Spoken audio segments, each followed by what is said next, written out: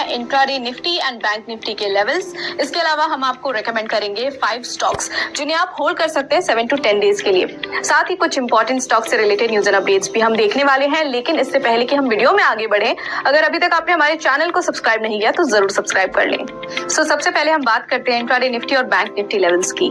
Intraday Nifty levels देख लेते हैं, जिसमें कि पहला सपोर्ट लेवल है 21,750, दूसरा सपोर्ट लेवल है 21,650, पहला रेजिस्टेंस है 22,140 और दूसरा रेजिस्टेंस 22,230।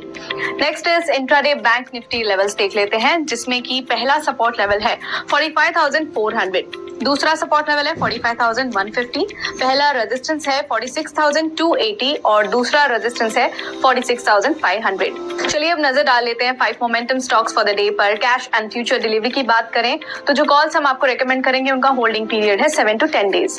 सबसे पहले है मनप्पुरम, यहाँ पर बुलिश मोमेंटम है तो आप इसे बाय कर सकते हैं 190 पर। स्टॉप लॉस आप लगा सकते हैं 184, पहला टारगेट 196 रख सकते हैं और दूसरा 202। नेक्स्ट इज VPRPL, यहाँ पर वॉल्यूम स्पर्ट है तो आप इसे बाय कर सकते हैं 223 पर। स्टॉप लॉस 216 रख सकते हैं, पहला टारगेट 230 और दूसरा टारगेट 236। नेक्स्ट इज ABFRL, यहाँ पर राइजिंग वॉल्यूम है तो आप इसे बाय कर सकते हैं 263 पर। स्टॉप लॉस 252 लगा सकते हैं, पहला टारगेट 274 और दूसरा target 284।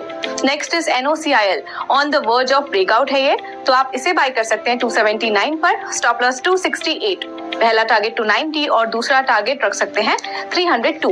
Next is Chambal fertilisers, यहाँ पर पॉजिटिव क्रॉसओवर है तो आप इसे बाय कर सकते हैं 378 पर। स्टॉप लॉस 366 रख सकते हैं, पहला टारगेट 390 और दूसरा टारगेट 400। अब बात कर लेते हैं उन कॉल्स की जो हमने आपको रेकमेंड किए थे, देखते हैं उनके performances. HFCL went up 3.5% and ICICI GI went up 2.3%. Now let's talk about stocks in news, जिसमें कि आज देखेंगे सोबा, मैनकाइंड फार्मा और कल्पतरु प्रोजेक्ट्स के बारे में। सोबा के Q3 रिजल्ट की बात करें तो नेट प्रॉफिट इनका 52.5% डाउन रहा है year on year at ₹15.1 crore. Revenue 21.1% down रहा ईयर ऑन ईयर बेसिस पर एट ₹684.9 करोड़।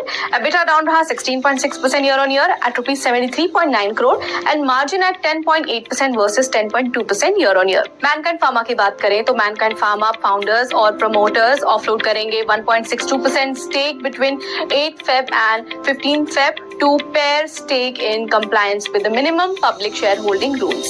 इसके अलावा कल्पतरु प्रोजेक्ट्स के Q3 रिजल्ट पर भी नजर डाल लेते हैं, जिसमें कि नेट प्रॉफिट इनका 19.5% बढ़ा है as compare to last quarter at ₹141 crore. Revenue 22.3% बढ़ा है ईयर ऑन ईयर बेसिस पर एट ₹4,896 करोड़। एबिटा 13.4% बढ़ा है and margin at 8.7% versus 9.3% year on year. So इसी के साथ अभी के लिए